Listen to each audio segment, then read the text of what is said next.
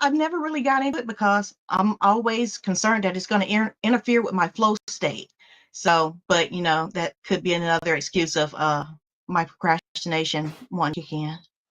So, you got to be a little flexible on that too, but, to have everything on the schedule, you're going to spend so much time this day creating videos and, getting, whatever scripts or backup material you need to do this video, as opposed to, writing reports for clients, client work and taking phone calls and that type of thing. So, just blocking that stuff out, and the thing is, we make appointments with people to talk to them. So, and we manage to schedule around that. So you kind of think of it, time blocks as the same thing. You just think of it as that's a bunch of appointments in your calendar. You make an appointment with yourself, as they say. So that's one way to do it. Oh,